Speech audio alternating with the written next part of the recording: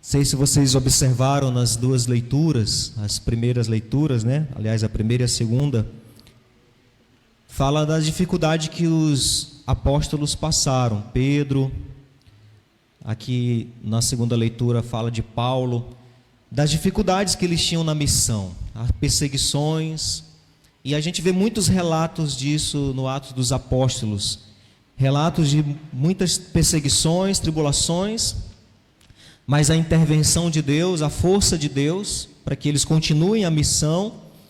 Nós vemos, em nenhum momento nós vamos ver eles reclamarem das perseguições que eles têm, das dificuldades que eles têm na missão. Em nenhum momento a gente vê reclamação aqui. Pelo contrário, nós vemos uma fé inabalável, uma confiança muito grande na intervenção de Deus. Paulo dizendo, né, eu combati o bom combate, ele passando por todas as tribulações e combatendo e perseverando. Pedro aqui foi preso, a gente viu na primeira leitura, né, ele começou Herodes mandou matar, maltratar alguns membros da igreja, mandou matar a espada Tiago, o irmão de João, que era muito ligado a Pedro, mais próximo de Pedro, né? Herodes mandou fazer aquela perseguição, mandou matar e viu que agradou a algumas pessoas, mandou prender Pedro também, mas Pedro continuou confiante, a igreja continuou confiante, começou a rezar por Pedro, e aí aconteceu a intervenção de Deus para que Pedro fosse liberto naquele momento. Então olha só o nível de confiança, o nível de fé que a igreja tinha naquele tempo, que os apóstolos tinham naquele tempo. Mesmo diante de tanta perseguição, de ameaças de morte, mesmo diante das prisões, olha o nível de fé, o grau de confiança em Deus, e em nenhum momento diminui o desejo de continuar a missão. Em nenhum momento diminui o desejo de continuar perseverando, de continuar anunciando Jesus, não diminui. Parece até que acontece o contrário. Parece que aumenta ainda mais a confiança neles. Parece que eles se levantam com mais fé ainda quando estão sendo ameaçados, quando vê a igreja sendo perseguida, quando estão sendo presos. Parece que aumenta mais ainda o desejo de anunciar Jesus. É incrível. Se nós formos ler o Atos dos Apóstolos, eu aconselho sempre todo cristão que tem uma missão, que tem uma vocação, a ler o livro do Atos dos Apóstolos, porque ele nos anima muito. Porque era um tempo de muita perseguição na igreja, um tempo de dispersão, inclusive nós até meditamos aqui no ato penitencial, um tempo em que a igreja sofreu tanta perseguição lá em Jerusalém, os apóstolos estavam todos em Jerusalém, logo depois do Pentecostes eles continuaram ali, anunciando em Jerusalém, e aí começou uma grande perseguição naquele lugar, e aí eles se dispersaram, eles tiveram que sair, que fugir, para não morrerem. Então eles saíram, só que eles não saíram com medo, eles não se dispersaram para ficar se lamentando, dizendo, não vai adiantar esse negócio de anunciar Jesus, vamos ficar na nossa mesmo, vamos ficar. Não, eles saíram para outras cidades e começaram a anunciar. Aquela grande perseguição no início da igreja se transformou numa grande graça, numa potência na evangelização, porque como eles saíram, se dispersaram e foram para outras cidades, então eles começaram a anunciar nesses outros lugares, e o evangelho se espalhou para todos os lugares. Eu até partilhava nesse tempo de quarentena, nós rezávamos aqui na comunidade e partilhávamos sobre isso, que esse foi um tempo em que muitos esfriaram na fé, assim como também no início da igreja, diante da perseguição, muitos desistiram de continuar. Aconteceu também, e nesse tempo de quarentena, muitos esfriaram na fé, muitos que já não estavam tão firmes na igreja, esfriaram de vez, já não estavam mais rezando, não estavam mais pegando o evangelho do dia, já não estavam, aos domingos, que era para pelo menos acompanhar as missas, as celebrações pelas redes sociais, pela televisão, muitos relaxaram de vez mesmo. São os infiéis, né?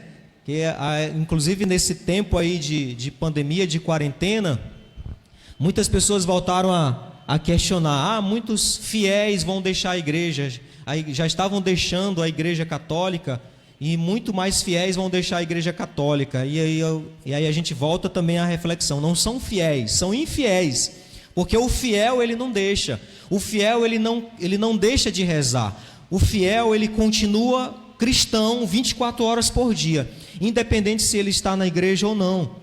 Ele continua missionário 24 horas por dia. Ele não para. E aqueles que pararam, aqueles que deixaram de pelo menos participar pela televisão, aqueles que deixaram de rezar em casa, de ficar meditando o evangelho do dia, porque de fato não eram católicos, não eram cristãos. Não eram cristãos fiéis. Eram infiéis. E aconteceu também isso. Mas só que muitas pessoas, muitos desses cristãos que se dispersaram, eles tomaram um ânimo novo para continuar a missão, mesmo não podendo estar juntos lá em Jerusalém, como estavam antes, mesmo sozinhos ou de 2 em 2, mas eles continuaram evangelizando, e aí o evangelho pôde ser anunciado em muitos lugares. Aconteceu isso. Alguém disse, logo no início da quarentena, né? Alguém disse: a igreja não vai ser a mesma depois dessa pandemia. Muitas pessoas, aliás, disseram isso: a igreja não vai ser a mesma. E aí eu não sei se esse comentário era dizendo que a igreja não ia ser a mesma, né, em fidelidade, estando juntos, perseverando, ou se não ia ser a mesma, né, na sua frieza, ou seja, a igreja talvez iria despertar para algo novo. E não se sabe ao certo. Mas de fato a igreja não vai ser a mesma depois dessa pandemia. Porque, pelo menos no meu entendimento, muitas pessoas, muitas paróquias, muitos padres, muitos grupos de oração, muitas comunidades começaram a evangelizar de um jeito novo. Muitos começaram a evangelizar pelas redes sociais, muitos começaram a fazer lives, encontros, as celebrações começaram a ser transmitidas, e o evangelho chegou muito mais longe. Muito mais longe. Ao invés de estar ali só para aqueles membros daquela comunidade, o evangelho pode chegar em lugares muito longe. E nós aqui na comunidade, nós somos testemunhas disso. Ouvimos testemunhas de pessoas de longe que ouviram a palavra de Deus em tantos lugares. Então, de fato a igreja não vai ser a mesma, porque talvez muitas pessoas que estavam em casa passando por problemas, e nós temos testemunhos disso, pessoas passando por problemas, estavam sendo alcançadas pela palavra de Deus, estavam sendo alcançadas por uma oração, por um terço rezado, por mais simples que fosse, mas muitas pessoas estavam sendo alcançadas, porque tem pessoas com sede de Deus. Às vezes as pessoas que estão na igreja, que já têm uma missão, que já têm muitas coisas para fazer, às vezes as pessoas que já têm a oportunidade de, às vezes, ter a igreja na porta da sua casa, elas têm muito mais frieza na fé, têm menos sede do que aqueles que estão longe, que não têm acesso à igreja e que estão cheios de sede de ouvir a palavra de Deus. Tem pessoas nesse momento, por exemplo, que estão nos acompanhando aqui pela página da comunidade, de outros lugares, de longe, que não está tendo hoje a oportunidade ainda que nós estamos tendo de estar na igreja, de estar na comunidade, mas que estão com uma sede muito grande de Deus, estão agora ouvindo a palavra de Deus, rezando conosco. Tem muitas pessoas que têm mais sede, porque às vezes nós que já estamos há algum tempo na comunidade, na caminhada, já temos tanta coisa para fazer, já somos agentes de pastorais, temos alguma missão, às vezes a gente relaxa mesmo. Pode ser que tenha pessoas aqui, né, membros já de uma comunidade, em outras igrejas, ministros, coroinhas, músicos, pessoas que nesse tempo de quarentena tiraram de férias, nem ligaram mais para a igreja, para a oração, para nada. Talvez, né, coroinhas que estavam todos os domingos aqui, todos os dias na igreja e servindo no altar, bonitinho e tal, passou os domingos sem fazer nada, disperso. Passou os domingos aí, né, perdendo tempo, ocioso, sem o contato com a palavra de Deus. Sendo que quando tinha celebrações no domingo, era o primeiro a chegar, arrumar e vestir o seu paramento para estar aqui. Mas muitos que eram cristãos só nessa hora. Infelizmente, acontece isso, tem isso. Infelizmente.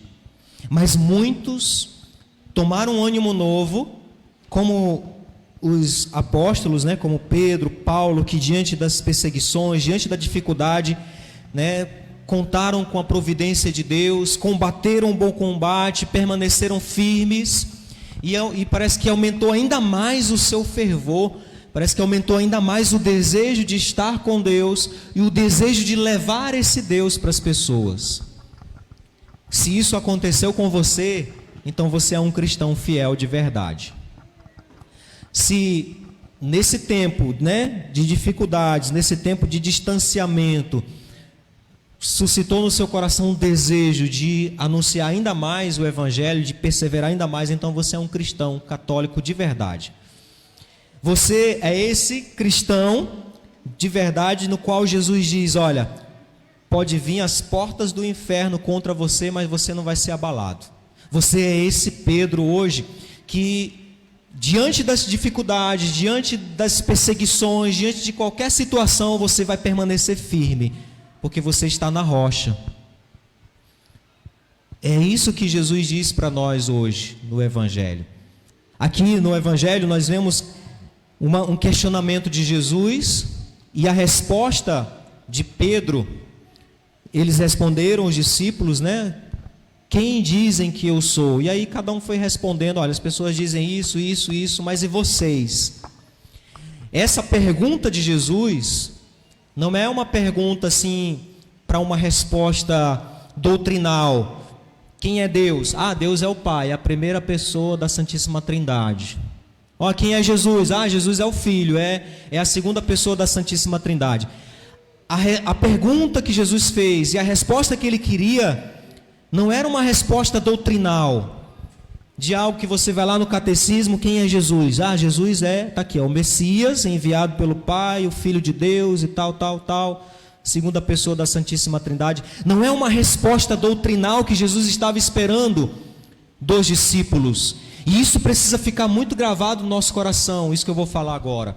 A resposta que Jesus queria dos discípulos era uma resposta de fé, de uma fé de adesão, daquele que se compromete com Ele.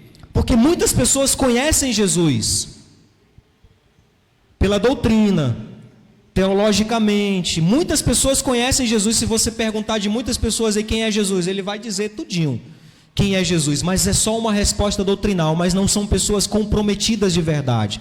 E a pessoa comprometida de verdade, o Evangelho, a liturgia traz hoje para nós dois grandes exemplos: Pedro e Paulo, nessa solenidade de hoje.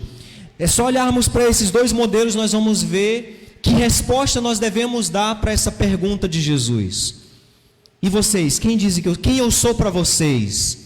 A resposta não é simplesmente uma resposta da boca para fora, mas é uma resposta de adesão, daquele que é capaz de ir até o fim, daquele que persevera mesmo diante das perseguições, aquele que diz: sim, tu és o Cristo, Filho do Deus vivo, mas aquele que assume para si esse Cristo, aquele que deseja seguir os passos desse Cristo, mesmo que venham as dificuldades. Essa é a resposta que Jesus espera de nós. Não é uma resposta da boca para fora, uma resposta doutrinal, mas é uma resposta de fé, de adesão. Eu tenho que aderir a Cristo, eu tenho que aderir ao seguimento de Cristo de verdade, mas não é aderir de qualquer jeito, é como Pedro e Paulo aderiram. Vejam como eles estavam diante de perseguições, mas eles perseveraram firmes na fé. Veja como eles estavam ali diante de prisões, de açoites, de ameaças de morte, mas estavam firmes em Deus. E não desanimavam por isso. Pelo contrário, tomavam mais ânimo ainda. Essa fé que Jesus, essa resposta que Jesus espera de nós. Uma resposta que nós damos com a vida. E talvez muitos nessa quarentena não deram essa resposta. Mas muitos também deram essa resposta. Agora é a hora de mostrar que é cristão de verdade. É como se Jesus já estivesse preparando os discípulos. Vocês precisam saber quem eu sou. Quem eu sou para vocês? Vocês precisam aderir, vocês precisam dar uma resposta de fé, porque não vai ser fácil. Vocês vão precisar, hoje talvez vocês vão estar respondendo assim verbalmente, mas um dia vocês vão precisar responder com a vida, com o testemunho de vocês, com a perseverança de vocês, com a fidelidade de vocês. Um dia vocês vão ter que dar uma resposta assim. Esse dia chegou para nós e vai chegar muito mais dias em que nós vamos precisar responder assim. Vai ter muito mais dificuldades, muito mais tribulações e que nós vamos precisar responder. Não, tu és o Cristo, eu estou contigo, Senhor. Eu sou cristão de verdade. Nós vamos ter que dar uma resposta com a vida, com a nossa fidelidade. E aí sim, e aí é o mais bonito nesse evangelho, né, que nós ouvimos aqui hoje. A resposta de Jesus para Pedro: feliz és tu, Simão. Os apóstolos Pedro, Paulo deram a resposta para Jesus, para essa pergunta, mostraram com a vida quem é Jesus para eles, e eles foram felizes. Parece até contradição, né? Porque ser feliz numa prisão, que Paulo aqui estava numa prisão, Pedro também, ser feliz numa prisão sendo ameaçado de morte, só a felicidade que vem de Deus, não é essa felicidade do mundo. Mas a resposta de Jesus para aqueles que, de fato, aderirem com fé, é essa: feliz és tu, Edmeia, Vanusa, Maria, Giovanni, Sandra, Mara, Jones, Simone, enfim, feliz és tu. Jesus declara isso para nós, quando nós somos fiéis, quando nós damos a nossa resposta para Ele com a nossa vida. Somos felizes. Tem muita dificuldade, passamos por muitas tribulações, mas somos felizes.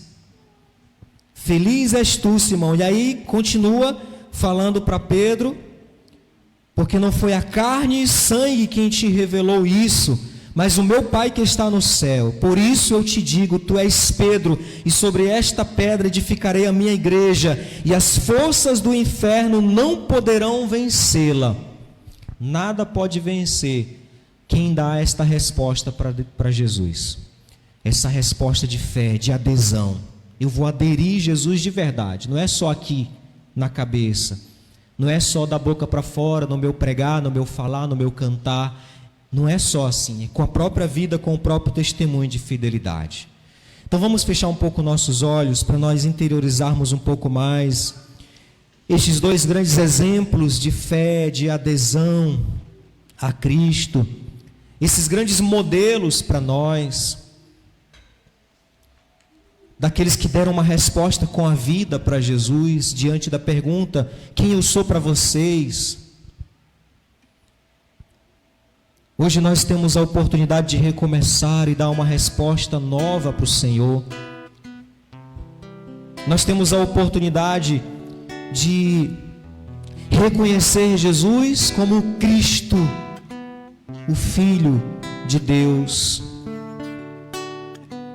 e assumir também junto com Ele esta filiação, aderir junto com Ele esta filiação, aderir não só à filiação, mas à missão deste Filho de Deus.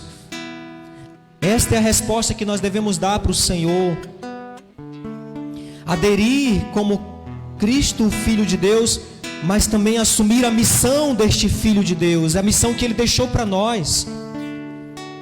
Hoje nós precisamos ter muita consciência de que a nossa missão não é uma missão qualquer. A nossa missão hoje é a mesma missão de Cristo, é a mesma missão de Jesus que Ele confiou a nós.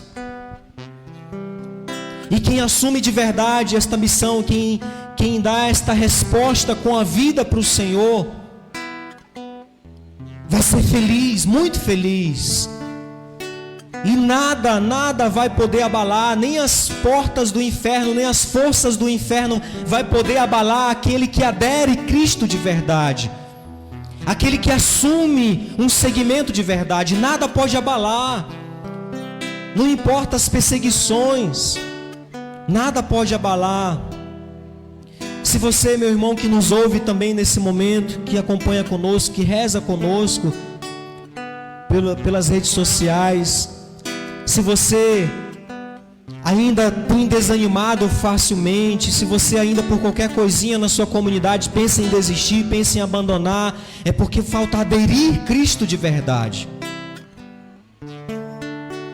Se você tem esfriado facilmente, se você tem deixado a sua missão de lado, tem perdido o zelo pela missão confiada facilmente, é porque falta aderir Cristo de verdade. Dê uma resposta hoje para o Senhor. Dê a resposta com a sua vida. Porque Jesus diz, aquele que dá esta resposta é feliz. E nada pode abalar, as forças do inferno não podem abalar. Não siga Jesus só com a cabeça, da boca para fora, mas com a própria vida. E você vai ver que pode vir as perseguições, pode vir as ameaças, podem vir as tribulações, mas você vai permanecer feliz, porque você vai ter dado a resposta correta. E nenhuma força do mal vai poder abalar você. Nenhuma força vai tirar você do caminho de Deus, vai tirar você da vontade de Deus. Então peçamos o Espírito Santo sobre nós nesse momento, pedindo este impulso do Espírito, a mesma força do Espírito que veio sobre Pedro, sobre Paulo, sobre todos os outros apóstolos, para que nós possamos retomar com todo o ânimo, com toda a força. Muitos talvez que estão começando a retomar suas atividades na igreja, talvez estão retomando meio sem vontade. Peça o Espírito Santo, clame a força do alto, para que você retome com ânimo, com vontade, com vigor e com alegria. Se você não tinha dado ainda a sua resposta para o Senhor, aderindo com fé à pessoa de Cristo, então é uma oportunidade para retomar com esta resposta, com a própria vida, assumindo de verdade. Não sejamos cristãos medíocres, sejamos cristãos de verdade, como